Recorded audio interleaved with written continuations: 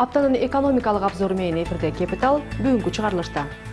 Инвестор болууну 1000 сомдон эле баштасаңыз болот. Капитал кыргыз фондулук рыногунун сунуштары менен тааныштырып, анча-мынча бош акчаны кайда кантип сактап, ал турсун көбөйтсө болору туурасында айтып берет. Батирдин баасын кытайлар, казактар же башка чет элдиктер көтөрүп жатабы?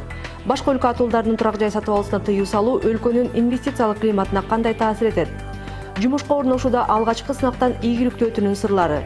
Иш издегендерге иш берүүчүлөрдөн кеңеш. Кыргыз инвестициялык кредит банкы экинчи жолу өз облигацияларын сатыкка чыгарды. Бул жолу банк баалуу кагаздар аркылуу 150 миллион сом тартууга ниеттенүүдө. Ата мекендик фондулук рынок үчүн бул чоң окуя десе болот. Кыргызстандын шартында дегеле ар бир эмиссия чоң окуя. Азыр Кыргызстандын фондулук рыногунда 5 компаниянын облигацияларын сатып алууга болот. Алардын жылдык кирешеси 14%дан 20%га чейин. Ошондой эле фондулук рыноктон акцияларды дагы тапса болот. Мисалга бир катар энерго компаниялардын, банктардын, ал турсун Манас аэропортунун акцияларын дагы сатып алууга болот. Жалпысынан 11 компаниянын сунушу бар. Капитал Кыргыз биржасындагы соңку кызыктуу сунуштар менен тааныштырат. Мисалга сиз Кыргыз Телекомдун акцияларын сатып алып, мамлекет менен үлүштөш болсоңуз болот. Бирок чынында бул ишкананын аз гана сандагы акциялары сатылууда. Дээрлик 90% мамлекет ээлик кылган Кыргыз Телекомдун акцияларынын жалпы пакетинин 0,1 гана сатыкта. Бир акциянын баасы 10 сом. Ал эми жылдык дивиденди 22 тыйын. Эгер сиз 1528 акциянын баарын сатып алсаңыз, жылына 336 сом киреше алып турасыз. Пакеттин баасы болсо 15280 сом. Ошондой эле Манас эл аралык аэропортуна дагы мамлекет менен кошо ээлик кылуу мүмкүнчүлүгүңүз бар. Сатыкка коюлган 1740 акциянын ар биринин баасы 60 сомдон. Ошондо жалпы пакеттин баасы 104400 сом турат. Эгер бул пакетти сатып ала турган болсоңуз, жыл сайын 17000 сом киреше алып турасыз. Айталы, сунуштардын эң эле кызыктуусу белгилүү Шоро компаниясынын акцияларынын 3төн биринин сатыкка коюлушу болсо керек. Бирок Шоро компаниясына кошо ээлик кылуу арзанга турбайт. Компаниянын сатылып жаткан 33,3% акцияларынын баасы 8,5 миллион долларга багланууда. Ошондо ар бири 1754 долларга турат. Бул пакет жазында эле сатыкка коюлган. Акциялардын бир бөлүгүн сатып алууга кызыккандар болгону менен сатуучу тарап пакетти толугу менен бир колго сатууну көздөп жатат. Ошондой эле баалуу кагаздар базарынан Шоро компаниясынын экинчи чыгарылыштагы облигацияларын сатып алууга болот. Мындан тышкары Кыргыз инвестициялык кредит банкынын жана Аю компаниясынын облигациялары айланууда. Баалуу кагаздардын орточо баасы 1000 сом, ал эми алардын жылдык кирешеси 14%-дын тегерегинде. Акчаны бош койбой, акция же облигация сатып алуу менен сиз капиталыңыздын сакталышына кепилдик алып инфляциядан коргоп каласыз. Бирок бул бир гана ыкмасы. Мындан тышкары капиталды сактап, керек болсо көбөйтүүнүн башка дагы жолдору бар. Мисалга банкта депозит ачып, же болбосо топтомдук эсепке салып койсоңуз болот. Бул финансылык инструменттердин кайсынысы кандай киреше алып келери туурасында Русланбек Акимханов элдик экономика рубрикасында айтып берет. Русланбек, ошондо бош акчаны кайда кантип сактаган көбүрөөк пайдалуу жана кирешелүү болуп жатат? Бул тууралуу бир аз кийинчерээк токтолом. Ал эми эң негизгиси бул жерде капитал башкаруунун жөнөкөй бирок алтын эрежелерин унутпоо керек. Ал болсо эч качан болгон каражаттарды бир жерде топтош керек.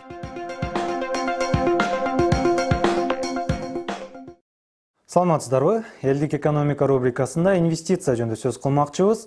Албетте инвестор десе эле костюм-шым кийген, чоң кара tulпар айдаган бир чет элдик атуулду элестетебиз. А бирок чындыгында ар бирибиз эле инвестор боло алабыз.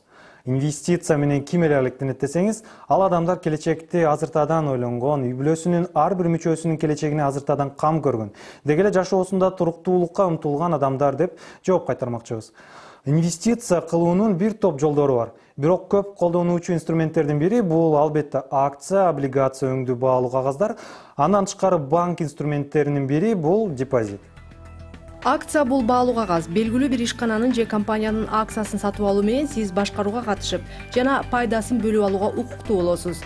Бирок аны менен бирге компаниянын тобокелчилигин кошо тартаарыңызды унутпаңыз. Жөндөп айтсак, ишкана пайда алса, анда сиз пайда көрөсүз, ал эми чыгымга учураса, күйүп кетесиз. Мисалы, интернет-компания Google 10 жыл мурун фондулук биржага кирген компания. Көптөгөн өзүнүн ишкерлерин миллионер болушуна себеп болгон. Деги эле азыркы өнүгүүсүн улантса, ал көптөгөн башка жеке инвесторлорун дагы миллионер кылышы мүмкүн. 2004 жылдын август айынан баштап компаниянын акциялары 6 эсе, $85 485 чейин өскөн. Эң жогорку $700 көрсөткүчкө 2007-жылы жеткен. Бирок инвесторлор күйүп кеткен мисалдар дагы жок эмес. Мисалга Enron компаниясы 2000-жылы бул компаниянын акциялары $90 болсо, 1 жылдын ичинде $1 чейин түшкөн. Демек, бул компаниянын акцияларын сатып алгандар пайда көрмөк турсун, өз салымын кайтара албай калышкан. Облигация баалуу кагаздардын эң консервативдүү жана туруктуусу. Компаниянын облигациясын сатып алуу менен сиз ал компанияга үстөгү менен карыз бергендей болосуз. Көбүнчө компаниялар бул инструментти банк кызматтарынын ордуна пайдаланышат. Облигациялардын проценттерин болсо компания квартал сайын төлөп турат. Ал эми негизги сумманы башында көрсөтүлгөн убакытта төлөшөт. Мисалга, Кыргызстанда облигация орточо 3 жылга берилет. Кыргызстанда облигациялардын жылдык пайдасы 14-20% тегерегинде. Демек, 1000 сомго облигация сатып алсаңыз, жылына 140 сомдон 200 сомго чейин пайда көрүп турасыз. 3 жылга эсептегенде көрө турган пайдаңыз 420 сомдон 600 сомго чейин болот. Албетте, инфляцияны эске алуу абзел. Аны менен кошо эсептегенде пайдаңыз азыраак болот. Акыркы жылдары депозит инструменти өтө активдүү жанданууда. Депозитти көбүнчө тобокелчиликке баргысы келбегендер колдонушат. Чындыгында жаздыктын астында акчаны катып, инфляцияга жем кылганын ордуна депозитке коюу эң туура жол. Бирок депозитти колдонууда эске алуучу нерсе пайыздык ставкасы өтө чоң эмес. Кээ бир учурларда баанын өсүүсүнөн же инфляциядан бир аз гана айырмаланып калат. Кыргызстанда банктар 1%дан 15%га чейин депозиттик ставкаларды сунушташат. Ставканын көлөмү депозитке коюлган каражаттын убактысына жараша болот. Мисалы, эгерде 1 жылдык мөөнөткө 1000 сом салсаңыз, жылдык пайда 130 сомду түзөт. Инфляцияны эске алсак, анда жылдык реалдуу пайда 60 сомдун тегерегинде болмокчу. Депозиттин ар кандай түрлөрү бар. Алардын ичинде каалаган мөөнөттө каражатыңызды кайра кайтарып алып колдоно турган депозит түрү бар. Бирок анын пайыздык ставкасы жөнөкөй депозиттен төмөнүрөөк. Кыргызстанда банктык кредиттерге жана депозиттерге көбүрөөк талап бар. Өнүккөн өлкөлөрдө компаниялар финансылык каражаттарды банктан эмес, финансылык рыноктан же биржадан алууга кызыктар. Биржа менен банк ортосунда конкуренция туруктуу болгондуктан пайыздык ставка төмөндөйт. Чынында Кыргызстанда биржага дагы деле ишеним жок. Рентен Групп менен МММ финансылык пирамидалар жөнүндө негативдүү пикирлер бүтүндөй биржага кара имидж калтырган. Бирок эгерде инвестиция маселесинде сактык менен жана дыкаттык менен чечим кабыл алсак, анда жогоруда айтылган жагдайлар кайталанбайт дешет консультанттар. Элден мурун компания жөнүндө толугураак маалымат чогултуу бул эң керектүү маселе. Алды менен отчеттук документтерин карап, компаниянын келечегине карата чечим кабыл алуу керек. Алар негизинен фондолук биржанын листингине түшөрдө бардык керектүү маалыматтарды беришет. Албетте бул жерде компаниянын кирешелүү же чыгымдуу болуп чыкканы көрсөтүлөт. Ага жараша компаниянын финансылык абалы жөнүндө чечим чыгарасыздар. В бухгалтерском балансе необходимо Бухгалтердик баланста компаниянын өздүк капиталын кароо керек. Албетте, компания чыгарган облигациялардын көлөмү өздүк капиталдан ашпашы керек. Анткени бул сиздин каражаттарыңызды кайра кайтарып алууңузга кепилдик болот. Мисалы, компаниянын өздүк капиталы 100 миллион сом болсо, анда чыгарылган облигация бул суммадан ашпоосу зарыл. в полном объеме. Компаниянын карыздык милдеттемелери жөнүндө маалымат алуу керек. Мурда чыгарган баалуу кагаздар боюнча тажрыйбасын карап, андан акционерлер канча дивиденд алышкан жана компания чыгашалуу же кирешелүү болгондугун жакшылап кароо керек. Эгерде карыздары болсо, кандай себептерден улам чыкканын сөзсүз түрдө карап, башынан аныктоо туура болот. Бирок Кыргызстанда фондолук биржа жакын деле жаралып өнүгүп баштагандыктан, көптөгөн компаниянын баалуу кагаз эмиссия тажрыйбасы жок. Ошондуктан компаниянын финансылык отчетторуна жана келечегине карап чечим чыгаруу туура болот. Дагы бир кеңеш, фондолук биржада ойноону аз суммада баштоо керек.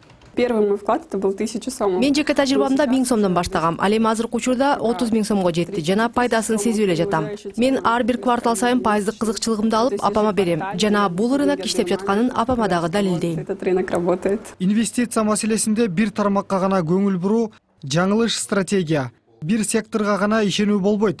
Анын ордуна каражаттарды бөлүп таратуу керек. Бош акчанын баарын баалуу кагаздарга салбоо керек. Алардын жарымын пайдасы азыраак болсо да, ишенимдүү болгон банк инструменттер аркылуу сактоо туура. Мисалы, банктык депозит. Рахмат, Русланбек. Капитал өз программасын улантат. Саамдан кийин батир баасы жана аны ооздуктоого багытталган депутаттардын демилгеси тууралуу сөз кылабыз.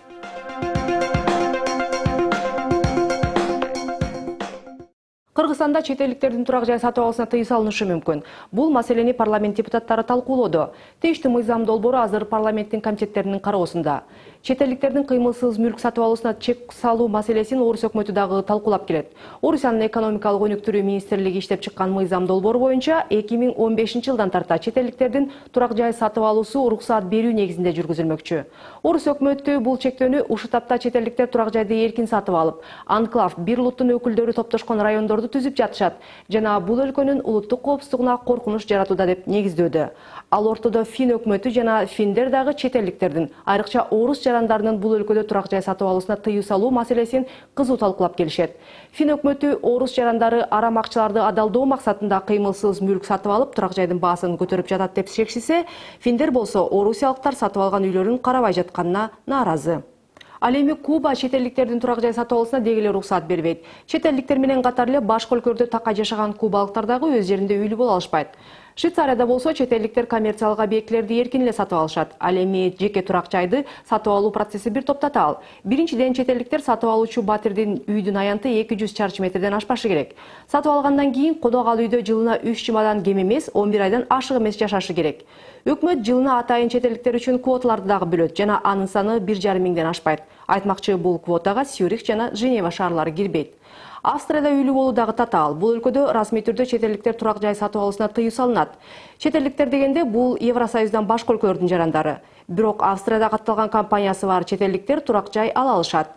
Дүйнө жүзүн каптаган кытайлар болсо өз жеринде конокту анча сүйүшпөйт. Бул өлкөдө кыймылсыз мүлк сатып алам десеңиз, кем дегенде 1 жыл такай жашап, окуп же иштешиңиз керек. Кыргызстанда дагы турак жайды чет элдиктерге сатууга 2010 жылдан тарта уруксаат берилген. Ага чейин резидент эместердин батир маселесин атайын комиссия карап, анан бүтүм чыгаруучу. 2013 жылдын 29 ноябрында чыккан өкмөттүн токтому эч кандай тоскоолдуксуз эле үй сатып алууга каалоочулардын баарына жол ачкан. Өкмөт өз чечимин өлкөнүн инвестициялык климатын жакшыртуу аракети катары негиздеген. Биз мынакей былтыртан бери анализ кылып көрдүк, көбүнчө Россиядан жана Казакстандан.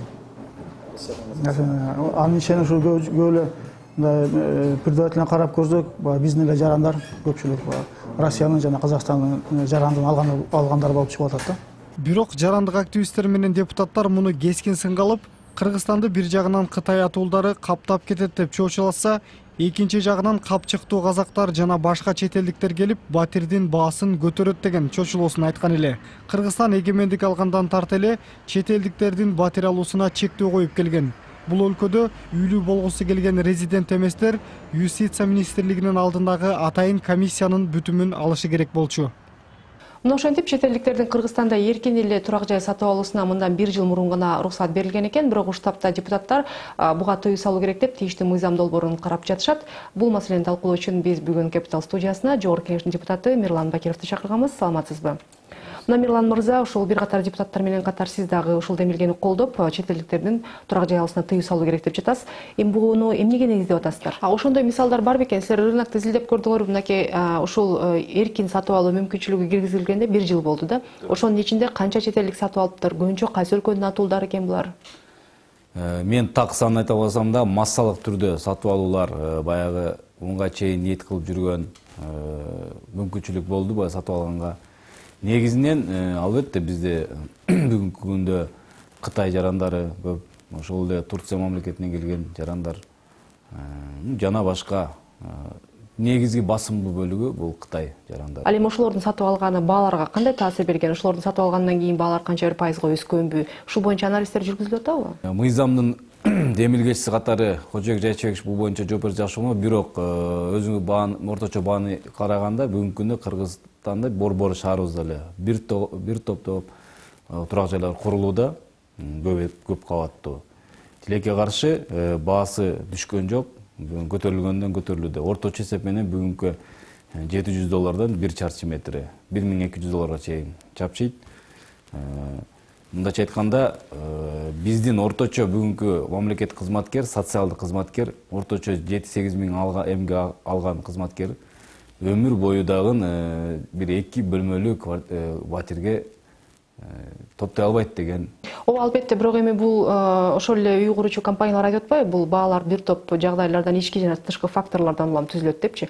Ал эми ошол факторлордун ичинде чет элдиктердин батирди алуусу бул баанын канча пайызын берип атыптыр? Ушул боюнча бир анализдер болуп, анан ошондон кийин балким мыйзам кабыл алынса туура болмок, эгер чыны менен эле ошондой болуп аткан болсо. Мен жана башында айткандай, так мынча санында чет элдик жаран калыптыр деп официалдуу маалымат жок. Бирок жалпысынан алганда таасири бар. Ошол баанын көтөрүлүшүнө 10%дан 15%га чейин көтөрүлүшүнө таасири бар. Мынакей ушул мындан бир жыл мурун ушул жанакы өзгөртүүлөр киргизилгенде өкмөт муну инвестициялык климатка жакшы таасирин берет деп негиздеген эле да. Себеби эгер биз чет элдиктердин турак жай сатып алуусуна уруксат берсек, бул жакта келип иштейм, акча салам деген инвесторлорго дагы бул бир кандайдыр бир деңгээлде индикатор болот деп. Эми дүйнөлүк практиканы карап көргөндө бул чындыгында ошондой индикатор каралат. Бул нерсе кайра тескери эффект бериши мүмкүн эмеспи? Ал чет элдик жаран келгенден кийин биринчи кезекте түбөлүк калып кетем деген ой барбы же жокпу? Түбөлүктү ушул жерде жашап калам деген болуш керек. Эгер андай ой болгон болсо, ал өзүнчө мыйзам менен шартталат.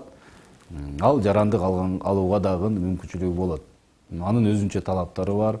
Ошол жарандык алгандан кийин толук кандуу Кыргызстандын жараны катары жеке менчик батирге, жеке менчик же башкага ээ болууга толук мыйзамдуу укугу бар. Бул мыйзам долбоорунун эффектиси эсептелип чыктыбы дегени, мисалы үчүн ушул кабыл алынгандан кийин канча бир убакыттан кийин батирдин баалары мынча пайызга чейин төмөндөшү мүмкүн ушул мыйзам долбоорунун аркасы менен. Анан момча кыргызстандыктардын турак жай алуу мүмкүнчүлүгү пайда болушу мүмкүн деген кандайдыр бир анализдер барбы? Албетте, жалпысынан айтканда ошол эле мен айтып кеткен 10-15% төмөндөшүнү күтүлөт. Ошол эле чет элдиктерге уруксаат бербей койгон несебенен. Эми ошол эле, эми бүгүн реалдуу турмушту карап көрсөк, ошол эле чет элдик деп коелу, кыргызстандык аркылуу алган учурлар дагы бар. Мисалы, батирди башканы. Андай учурда ал дагы ошол Кыргызстандын жаранына кандайдыр бир өзүнчө бир залог катары турат. Келечекте ошол мыйзам кабыл алынып калса, албетте жана мен башта айткандай мыйзамдын демилгечиси көбүрөөк маалымат бермек, бирок мен да экономист катары айтат элем, сөзсүз баанын көтөрүлбөшүнө жок дегенде бир 5-6%, 5-10%, 10%га чейин төмөндөшүнө алып келет деген ишенич бар. Биз Кыргызстан өзүнүн жарандарды 80%га жоктон камсыз кылайлы турак жай менен. Андан кийин сатабы, береби, башка кылабы, аны өзү билсин. Ал эми ошол 80% камсыз болуш үчүн мына ушул мыйзам кабыл алынгандан кийин канча убакыт талап кылынат деген эсептөөлөрүңөр барбы? Бул мыйзам кабыл алынгандан кийин биринчиден бул эркин экономикалык зона, базар экономикасы атаандаштыктан улам баанын түшүшүнө алып келет. Экинчиден биз бюджетти кабыл алып социалдык кызматкерлерге үй курулуш керек деп берени карала баштады. Ошонун көлөмү көтөрүлөт. Көтөрүлгөн сайын баягы баанын түшүнө дагы бюджет тарабынан дагы салым болот деген ишенич бар. Негизи ушул мыйзамдын эффектисин кыргызстандыктар канча жылдан кийин көрө алат? Сиз айткандай, жалпы бир кыргызстандыктардын 80% үйлүү болуп. Бул ар бир мыйзам өзүнүн жемишин бериш керек. Мен мынча жылдан кийин көрө алат деп көз ачыктык кыла албаймын. Бирок эсептөөлөр болуш керек. Эсептөөлөр орточо эсеп менен алганда ушундай темп менен эгерде курулуш жүрүп отурган болсо, биздин инфраструктура, жер берилип, биздин курулушчулар бүгүнкү күндө 90% биздин ата мекендик, мындай айтканда кыргызстандык курулушчулар турак жай куруп атат. Ушул темп менен жүрө турган болсо, алдыкы 10 жылдын ичинде өзүнүн жемишин берет деп ишенсек болот. Чоң рахмат маегиңизге.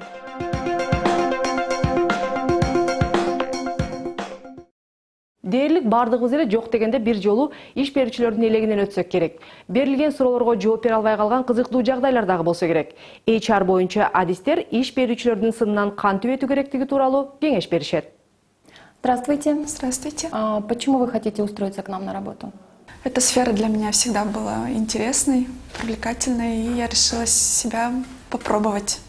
Сиздин резюмеңиз болочоктогу кызмат алуучунун купулуна толсо, анда сизди сөзсүз аңгемелешүү этабы күтөт. Ал айрымдарды кыжаалат болууга түртөт. Бирок тынчсыздануунун кереги жок. Анын ордуна аңгемелешүү учурунда өзүңүздү сатканга аракет кылыңыз. Америка моделин колдонуу менен өзүңүздү мактаңыз, деп адистер кеңеш берет. Изденүүчүлөр арасынан кандай болсо да өзгөчөлөнүңүз. Показывай все свои сильные стороны. Ты должен себя хвалить. Не нужно быть скромным. Өзүңдүн кыйын экениңди көрсөт, өзүңдү мактап, уялчак болбой эле койгон оң. Көп учурда көкүрөктү какпоо керек деп айтышат. Бирок мен аны туура эмес деп эсептейм. Эгер сенин артыкчылыктарың болсо, аны көрсөтүү керек. Эгер аны тастыктай турган адискерликтү арттырган кошумча билимиң бар болсо, сөзсүз баса белгилүү туура. Обязательно упоминать. Башкысы ашыкча мактанып жибербөө. Анык жетишкендиктерди гана баса көрсөтүү керектигин Кыргызстандагы ири уюлдук компаниянын өкүлдөрү белгилешет. Очень хорошо, когда кандидат называет конкретные цифры. Талапкерлер таксандарды айтып берсе, бул аябай жакшы. Мисалы, бенжирек деген долбоор ийгиликтүү болуп, кандайдыр бир жыйынтыктарды алып келди деп белгилөө жакшы болот. Компанияда иштөөгө болгон сиздин каалооңуз күч. Аны аңгемелешүү учурунда кызмат алуучуга далилдеп берүү керек. Бул жактан эмнеге сиз биздин компанияда иштегиңиз келет деп сурары турган иш. Алгач жумушка орношууну каалаган мекеме тууралуу толук маалыматыңыз бар экенин далилдөө зарыл. Сизден компаниянын соңку ийгиликтери жана иш-чаралары тууралуу сурашы мүмкүн. Андан кийин гана жеке каалооңузду айтуу туура. Как правило, это должно быть либо близость к работе. Эреже боюнча бул иштин сизге туура келүүсү. Бул учурда сиздер мага жогорку айлыгыңыздар, социалдык пакеттердин болушу, окуудагы кепилдик жагынан туура келесиздер деген жүйөлүү себеп боло алат. Эч качан мурдагы кызматыңызды сындабашыңыз керек. Айрыкча сиз менен иштегендерди. И особенно людей, которые с вами работали. Ал эми кемчиликтер тууралуу суроонун берилиши чынында бир аз оңтойсуз. Бул компанияда аны өнүгүү аймагы катары атоо каралган. А башка жерде ал тууралуу сизден сураса, аны башка аныктама менен алмаштырыңыз. И важно показать, что это не недостаток, а это зона развития. Бул кемчилик эмес, а өнүгүү аймагы экенин көрсөтүү керек. Сиз талапкер катары ал кемчиликтер менен күрөшүү эле эмес, аны керектүү артыкчылыкка алмаштыруу багытында бир канча кадамдарды жасап жатканыңызды санап бериңиз. Перевести уже в определенные достоинства. Асель өз кемчиликтерди керектүү нукта көрсөтүүнү сунуштайт. Я бы сказала так. Я человек немножко сомневающийся в том плане, насколько хорошо делаю свою работу. Мен мындай деп айтмакмын. Бул өзүнүн ишин канчалык жакшы аткаргандан күмөн санаган адам катары өз ишимди жасай алам. Ошол эле учурда жетекчилигиме жасаган ишимди көрсөтүүдөн мурун бир канча рет текшерип чыгам. Же болбосо мен кечиккенди жаман көрөм. Ошондуктан мен 20 мүнөт эрте келем. Сиздин көз карашта сиздин кемчиликтер кызматка алуучу үчүн артыкчылык болсун. Бирок ашыкча өзүңүздү мактоонун кажети жок. Адистерди тандоо жетекчилиги психолог болорун эскертүүңүз. Бул өтүп бара жаткан аптанын экономикалык обзору болду. Эгерде сунушуңуз же сын пикириңиз болсо, hw.checkit.kg сайтына калтырсаңыз болот. Ошондой эле бизди Facebook, Twitter жана YouTube социалдык тармактарында Capital KG өздүк баракчабыздан тапсаңыз болот. Ишиңизге ийгилик.